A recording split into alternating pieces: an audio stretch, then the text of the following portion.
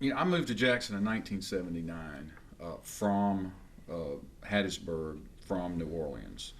And I was born and raised in Mississippi in Stone County, which is one county off the coast. And, you know, I had sort of grown up around parades and Mardi Gras and that sort of stuff. Not in the little town where I lived, but, in that community. And lived in New Orleans in the mid 70s. My brother Hal and I both lived and worked in the French Quarter. And we sort of gravitated toward festivals and celebrations and parades, and we always sort of thought of it as part of our history and our culture. Well, I moved up here in '79 and discovered that other than the Christmas parade and the JSU homecoming and the Dixie National, there were no parades in this community, and that was very distressful for me. And in fact, there was no music festival. There were almost no celebrations other than the sort of more traditional ones. So I set about trying to organize all sorts of fun things to do.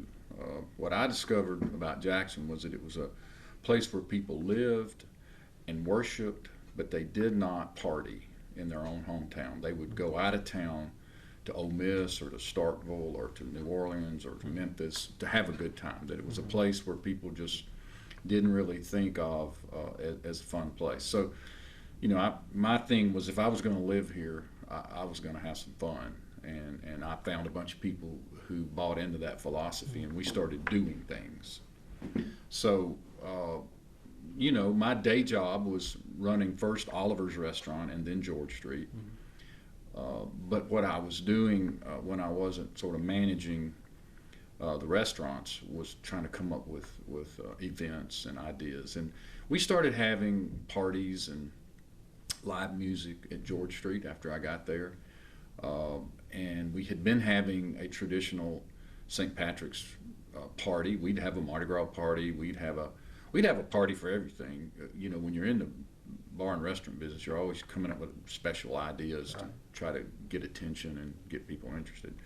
But the St. Patty's one seemed to be very successful, and there seemed to be a lot of energy around it. And again, having been a part of the New Orleans St. Patrick's stuff, and we're Scotch Irish, and I sort of gravitated to that one. And so one day, I was talking to a reporter at the Clarion Ledger, whose name is Rod Cawthon. He was a columnist, and he was asking me what I was working on. I told him I had this idea for this parade, and really back then it was more of what you would call a pub crawl. My idea was that we'd get a bunch of people and we'd go from CS's to George Street to here, there, and yon. But the geography just didn't work because there were no clusters of clubs and restaurants or bars in Jackson at the time. The most popular places were out in the quarter or around the George Street CS, and that's only two. So the fact was there was no way to do this because the geography just didn't work. So I settled on, if we can't have a pub crawl, we'll just get a bunch of people and we'll go up to CS's on St. Patrick's Day and we'll have this event. I talked to Pat Boland, who owned then CS's and still owns CS's. And he said, yeah, if you want to do it, you can start here. And then my idea was we would parade from CS's to George Street. And the more I talked to people and asked them to come participate, and one of those people was Jill Connor Brown, who birthed the Sweet Potato Queens from all of this. My ex-wife, Vivian Neal, was one of the original Sweet Potato Queens.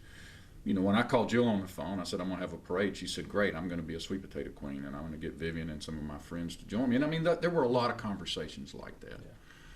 Yeah. But the more we talked about it, the more it sort of grew. And, before that day, I just decided that instead of just going from CS's to George Street, we'd actually go downtown and make a loop through downtown and make it a little bit more of a parade. So I applied for a permit from the city, and they granted it without any sort of real conversation. So there we go on a work day, 4:30 in the afternoon, right through downtown, rush hour, we had all the streets blocked off, and we pretty much had a captive audience of people who were trying to get home from work. Right. And everybody was honking their horns and waving, and we thought it was in praise, but it turns out they were very angry that we were obstructing their flow of traffic to get home. So it created a media buzz. And so the story wasn't really so much that, Malcolm White and a few hundred of his friends have created this parade, but the story was, downtown traffic ensnarled by unruly revelers or some such. So there were a bunch of news stories about it, TV, radio, newspaper. So the buzz lasted, after the parade, the buzz lasted for a week or so, and I realized that, I had inadvertently created, this sort of a buzz around this conversation around this parade, and that suddenly everybody was interested in it. Now, when we got back to George Street after we went through this, traffic jam, we had the Blues Boys band on one of the floats. And when we got there, there was a pretty good little crowd of people who had left CS's and walked down to George Street, and a bunch of people who had sort of gathered there to see the end of the parade. And I just said to the band, I said, y'all just keep playing. And so they did, and we created this sort of after party, street dance thing. So sort of instantly, two things happened. One was I realized that there were a core group of several hundred people who wanted to dress up, who wanted to have a big time, and who would participate in the parade. The media, the unintentional media attention had created a lot of sort of buzz around this. And then thirdly, we had, without really thinking too much about it, created a sort of festival there at the end. So, being a promoter and a producer of events, I was able to quickly put those three things together and to begin to think about the next year. And in year two, some interesting things happened. One is that Pat at CS has decided he didn't want to participate, that he'd just do his own thing. So he opted out. So in year two, we started at George Street and ended at George Street. Pat had his own thing. And then in year three, now it had really begun to grow. By year three, it was a fairly big deal.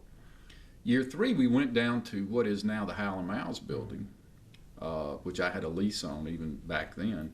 We started there and paraded down to George Street. And then it got so successful and so large, we moved to the fairgrounds for a number of years, almost a decade. We would start at the fairgrounds and end at the fairgrounds. But that didn't really have any sort of character to it. It was in a big place, and there was a cutting horse show going on, and we never could really capture the feeling that the fairgrounds was where the St. Patty's event went on. And I had to pay the state food and beverage licensees a fee. So really, I was producing this thing, and these vendors were making all the money. And at that time, I'm 7 or 8 years into this, and I'm starting to think, this is a business. That's what I did for a living in those years. I produced events. I created events. And so once Hal and I decided to open Hal & Mal's, we went back to that place, and we've been there ever since. I think it's a number of reasons. One is that we didn't have anything that was uniquely our own. And the second thing is that it was the rites of spring, and people don't understand how important it is to celebrate the passing of seasons. And it was the beginning of the putting winter behind us and the spring and the summer coming. And people really embrace that, what I call rites of spring, where we're celebrating the coming of warmer weather. We don't have Mardi Gras, we didn't have that tradition, so this became that tradition. And the third thing is that it was always what I call the people's parade. Anybody that wanted to be in it could be in it.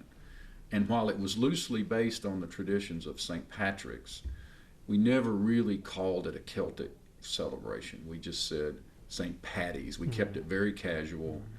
And in fact, in year two, we moved away from March 17 because it moved on the calendar, and we made an agreement with the city that we'd never have it on a weekday again, that we'd always have it on a Saturday, and we experimented and determined that the third Saturday in March was the most logical place to put it, and that occasionally that falls on March 17, but mostly like this year on the 15th it doesn't. Yeah. So everyone was welcome.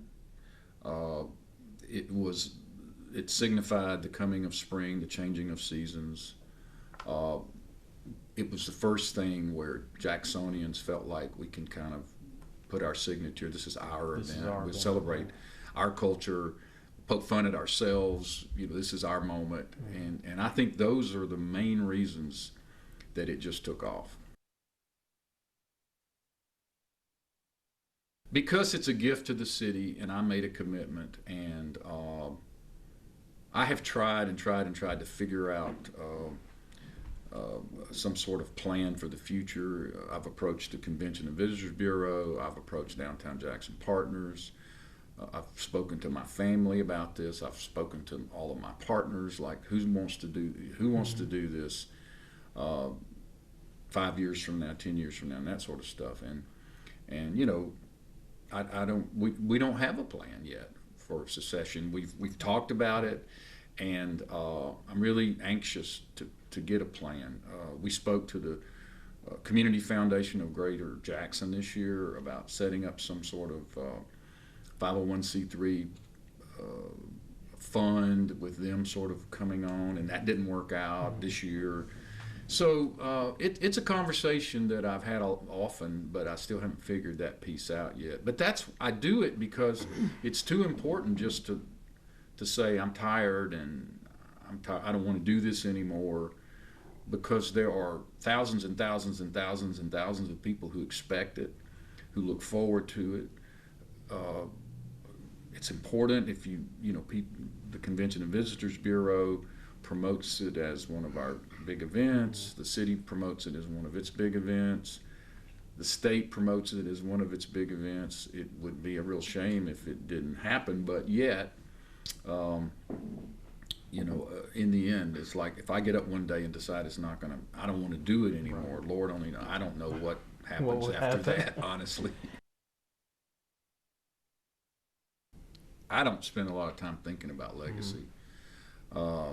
But someone jokingly said to me the other day, they said, no matter what you have done or what you do the rest of your life, this is all you're going to be remembered as. Yeah. And I said, so be it. And the way that we sort of separated from the Sweet Potato Queens, was a good kind of parting of the ways. That for Jill and her group, they're successful, they're happy, they still raise money for the hospital. They're in Fondren now. They chose their own weekend. Now we have 2 weekends instead of 1. It was the perfect separation. George and Tammy got a divorce. They're both very successful. There are others who continue to try to attach themselves to this event, and I'm on record as saying, look, there are 365 days in a year. I have claimed this one. I claimed it 32 years ago. I really wish that people who want to have a street festival, who want to have a party, I wish they would choose one of the other 364, and allow us to continue to do what we do.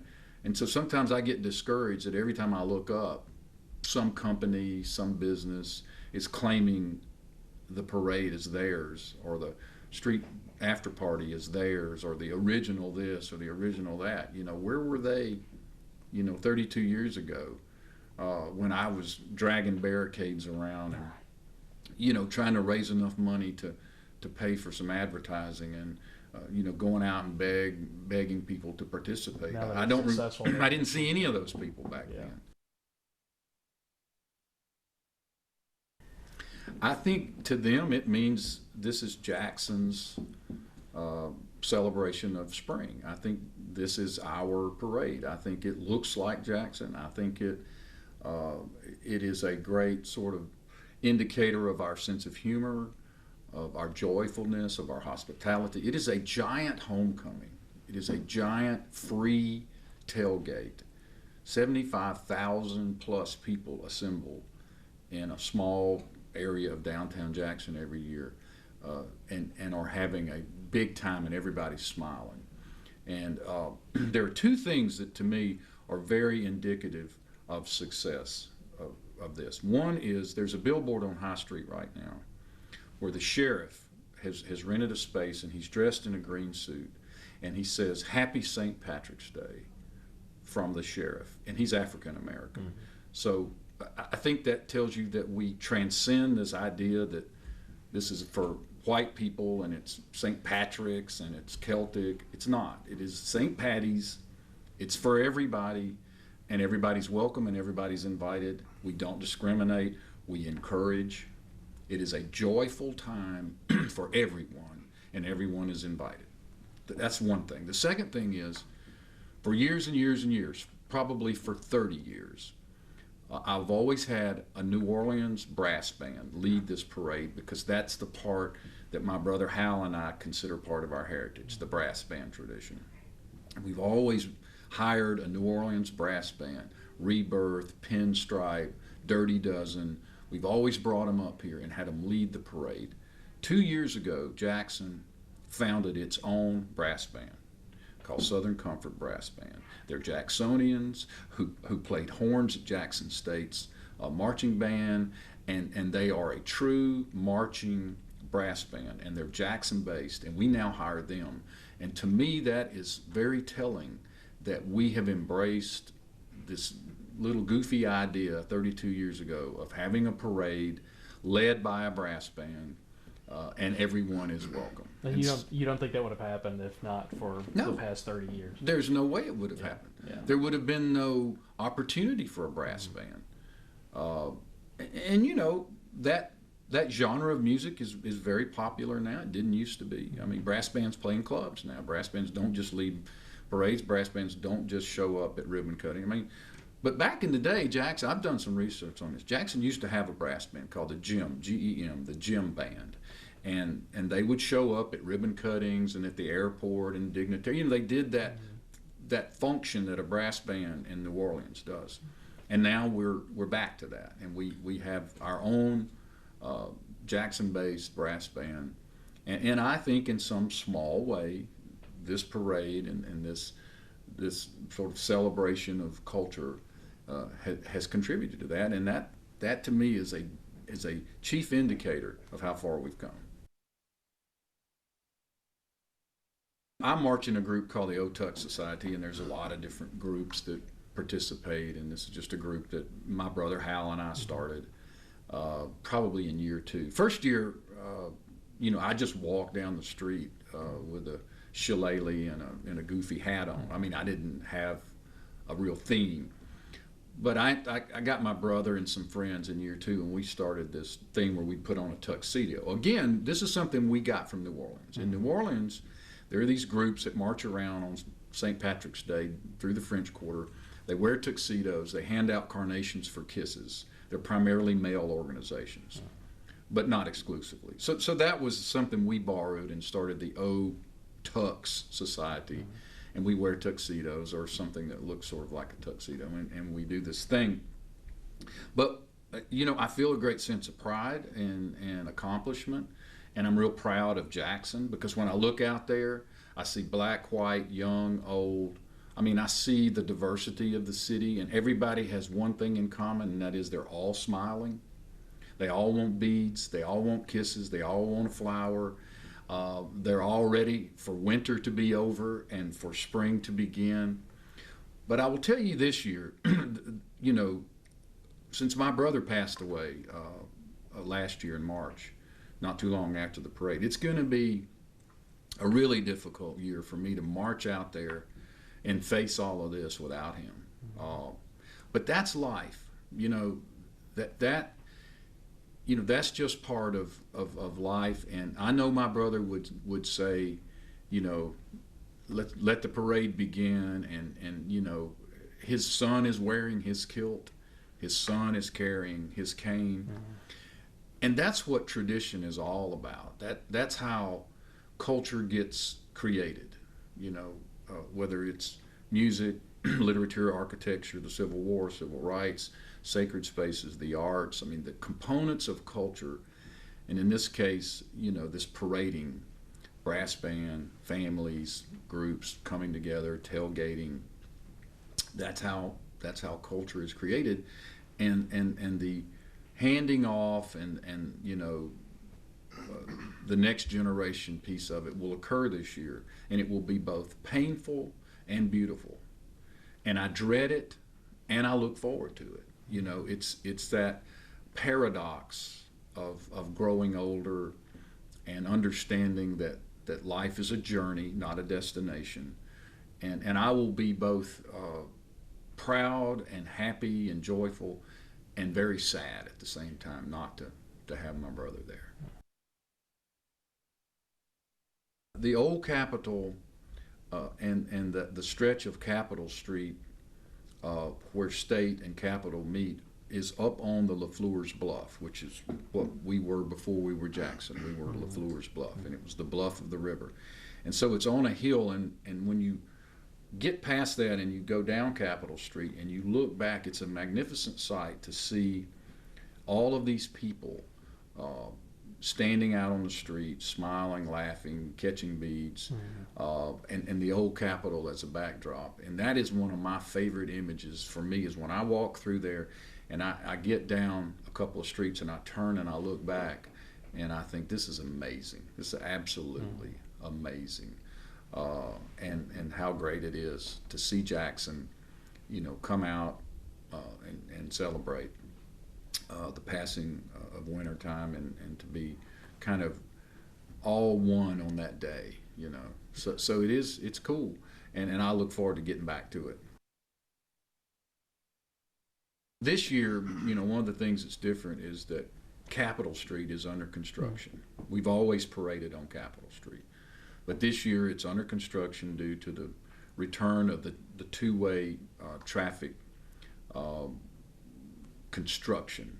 And I support and have supported the idea of returning Capitol Street to two-way, going back to when Kane Ditto was mayor. I've always thought this needed to happen. I've always thought that our downtown would never be rebirthed and revitalized until we return the traffic to two-way, that we just can't continue to say that downtown is an 8 to 5, Monday through Friday community. And so this is a painful year where we can't go on Capitol Street. So we're going to have to parade down Pearl Street. So it'll be a little bit shorter, a little more congested, and a little bit different.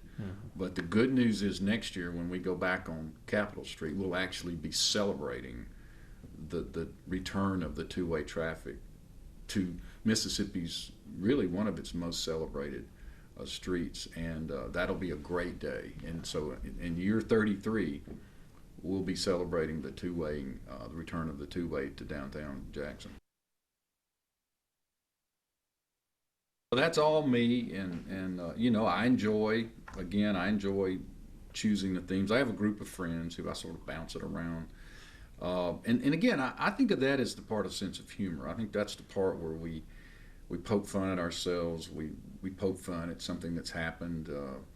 You know, one year I mean, it's been so many different things. But so this year we're talking about Drink Local, Think Global, and Cotton Baranich, the longtime mixologist, is our Grand Marshal. We, you know, different people are the Grand Marshal, and we choose different themes. I was telling a group the other day that we rode past the old Greyhound station, and there was a moment in our history where they were going to tear the Greyhound station down.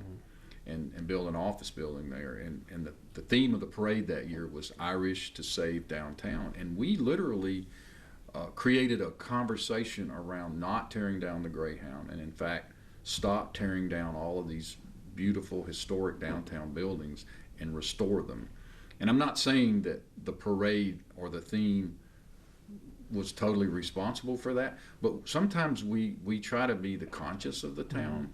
Sometimes, you know, we embrace themes that are a little controversial or sensitive, but we think It's a good way to put an exclamation point on a particular uh, um, topic, or to highlight a person or an accomplishment. But anyway, no one's ever really done an interesting retrospective on the grand marshals and the themes, but I think it would be a really interesting sort of tale of 3 decades of Jackson to go back. And the first theme we ever had came from David Adcock, who was a great radio personality and graphic artist, and he came up with "I Wish I Was in the Land of Cotton," playing on the word Irish. And then we stuck with that for years, and we would say I wish, or Irish this, that, or the other. We haven't used that one in a while, but for a long time we milked that one for everything it was worth. But yeah, I'm kind of responsible for that part of it. And it is a fun part, but sometimes nothing comes. It's kind of like writer's block or something. There are years where it's January and I just can't settle on a theme or a grand marshal, and people are like, come on, we need to know what's going on. Right. So again, even that becomes kind of like, what do you do? Pressure. Yeah. And they come to me in strange ways, and sometimes I'll think of them a week after the parade and go ahead and announce it and get it out of the way. And sometimes, it's 2 months before the parade and I'm still like, I guess you kind of want to make it topical too, so you can't make a list. And then exactly.